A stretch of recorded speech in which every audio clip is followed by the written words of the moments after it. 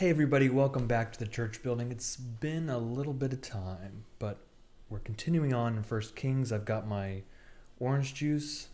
I've got my candle. You don't want to mix up these two or you're going to have a really bad day. But let's dive in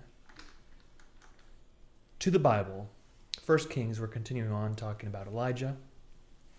Chapter 19. Ahab told Jezebel all that Elijah had done, and how he had killed all the prophets with the sword. Then Jezebel sent a messenger to Elijah, saying, "So may the gods do to me, and more so also, if I do not make your life like the life of one of them by this time tomorrow." Then he was afraid. He got up and fled for his life, and came to Beersheba, which belongs to Judah. He left his servant there. But he himself went a day's journey into the wilderness, and came and sat down under a solitary broom tree. He asked that he might die. "It is enough now, O Lord, take away my life, for I am no better than my ancestors."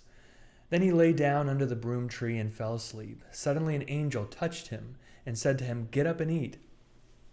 He looked up, and there at his head was a cake baked on hot stones and a jar of water. He ate and drank and lay down again. The angel of the Lord came a second time, touched him, and said, "Get up and eat, otherwise the journey will be too much for you." He got up and ate and drank. Then he went in the strength of that food 40 days and 40 nights to Horeb, the mount of God. At that place he came to a cave and spent the night there. Then the word of the Lord came to him, saying, "What are you doing here, Elijah?" He answered, "I have been very zealous for the Lord, the God of hosts. For the Israelites have forsaken your covenant, thrown down your altars, and killed your prophets with the sword. I alone am left, and they are seeking my life to take it away." He said, verse 11, "Go out and stand on the mountain before the Lord, for the Lord is about to pass by." Now there was a great wind, so strong that it was splitting mountains and breaking rocks in pieces before the Lord. But the Lord was not in the wind. And after the wind, an earthquake. But the Lord was not in the earthquake. And after the earthquake, a fire. But the Lord was not in the fire. And after the fire, a sound of sheer silence. When Elijah heard it, he wrapped his face in his mantle and went out and stood at the entrance of the cave. Then there came a voice to him that said, "What are you doing here, Elijah?" He answered, "I have been very zealous for the Lord, the God of hosts, for the Israelites have forsaken your covenant, thrown down your altars, and killed your prophets with the sword. I alone am left, and they are seeking my life to take it away." Then the Lord said to him, "Go, return on your way to the wilderness of Damascus. When you arrive, you shall anoint Hazael as king over Aram. Also, you shall appoint Jehu, son of Nimshi, as king over Israel. And you shall anoint Elisha, son of Shaphat of Abilemah. I think I've said this before, but I have trouble with it. Abelemohala, as prophet in your place. Whoever escapes from the sword of Hazael, Jehu shall kill. And whoever escapes from the sword of Jehu, Elisha shall kill. Yet I will leave 7,000 in Israel, all the knees that have not bowed to Baal, and every mouth that has not kissed him." So he set out from there and found Elisha, son of Shaphat, who was plowing. There were 12 yoke of oxen ahead of him, and he was with the 12th. Elijah passed by him and threw his mantle over him. He left the oxen, ran after Elijah, and said, "Let me kiss my father and my Let me kiss my father and my mother, and then I will follow you." Then Elijah said to him, "Go back again, for what have I done to you?" He returned from following him, took the yoke of oxen, and slaughtered them, using the equipment from the oxen. He boiled their flesh and gave it to the people, and they ate. Then he set out and followed Elijah and became his servant. Chapter 20.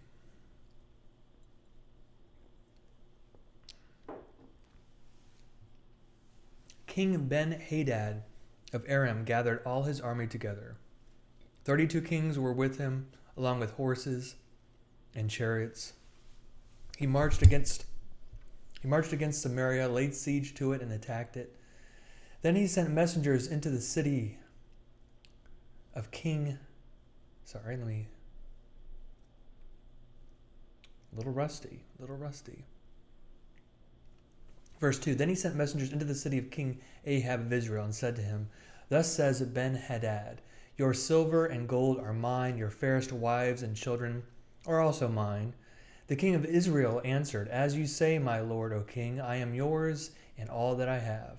The messengers came again and said, Thus says Ben-Hadad, I sent to you, saying, Deliver to me your silver and gold, your wives and children. Nevertheless, I will send my servants to you tomorrow about this time, and they shall search your house and the houses of your servants, and lay hands on whatever pleases them, and take it away.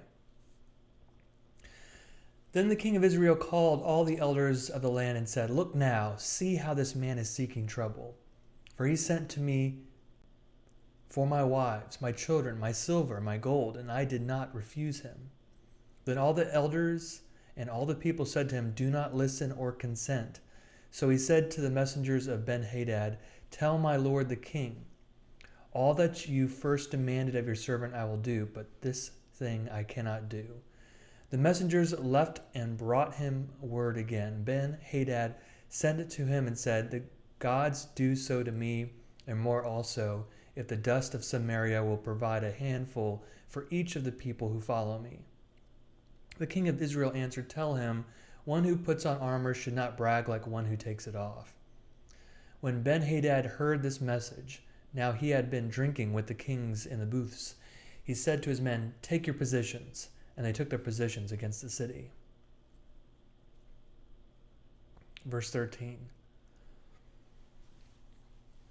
Then a certain prophet came up to King Ahab of Israel and said, Thus says the Lord, Have you seen all this great multitude? Look, I will give it into your hand today, and you shall know that I am the Lord. Ahab said, By whom?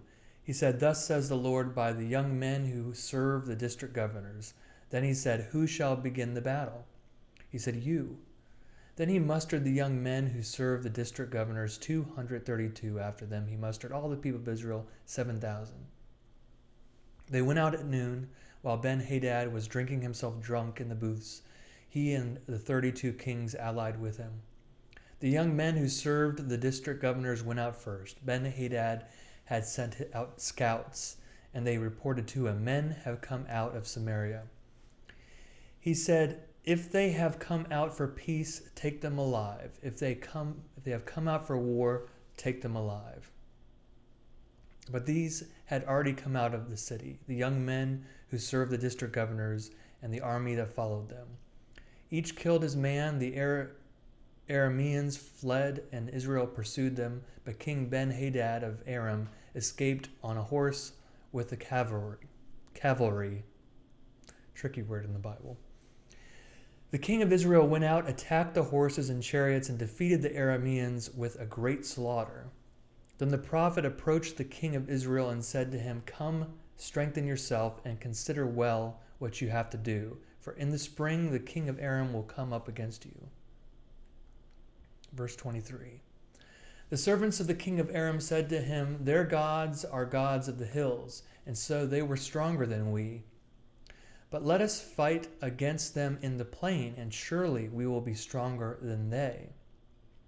Also do this, remove the kings each from his post, and put commanders in place of them, and muster an army like the army that you have lost, horse for horse, and chariot for chariot.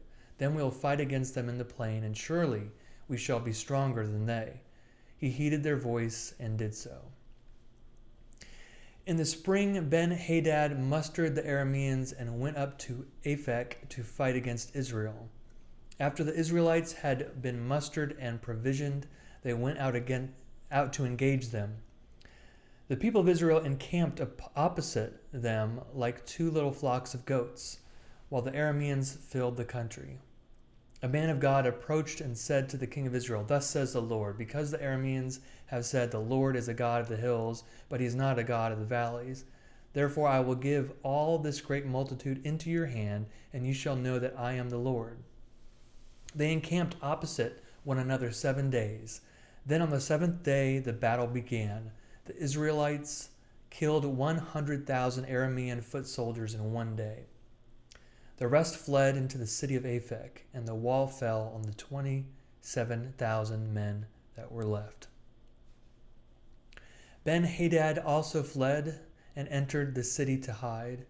His servants said to him, "Look, we have heard that the kings of the house of Israel are merciful kings. Let us put sackcloth around our waists and ropes on our heads and go out to the king of Israel. Perhaps he will spare your life."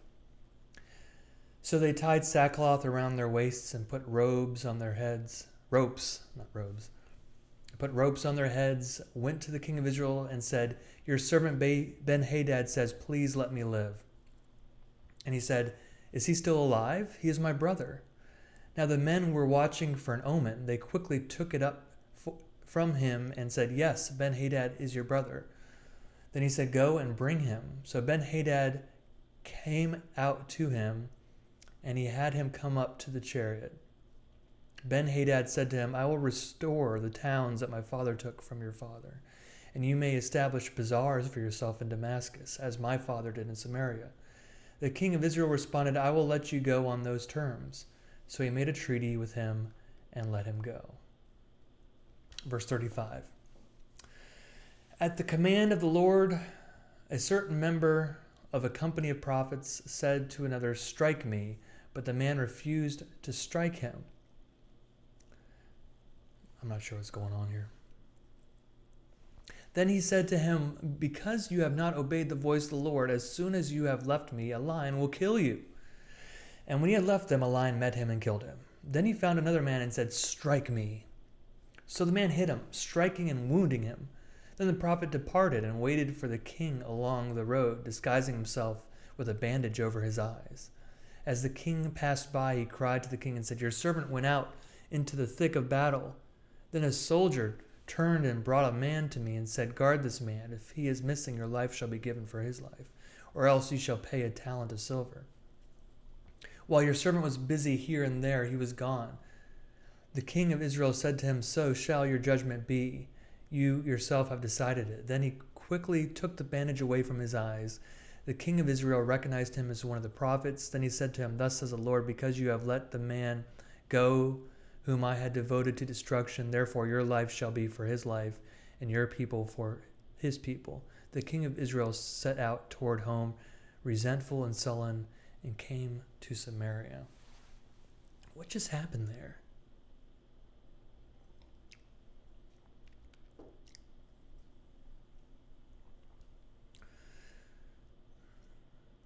So he told a story, which seems to be a lie. A soldier turned and brought a man to me and said, "Guard this man. If he is missing, blah, blah, blah, blah. While your servant was busy here and there, he was gone." The king of Israel said to him, "So shall your judgment be. You yourself have decided it." So the prophet condemns Ahab in a weird way. We'll probably need to research that a little bit more. Not today. We're going to be stopping there. Thanks for stopping by. Thanks for reading along with me, and we'll continue on.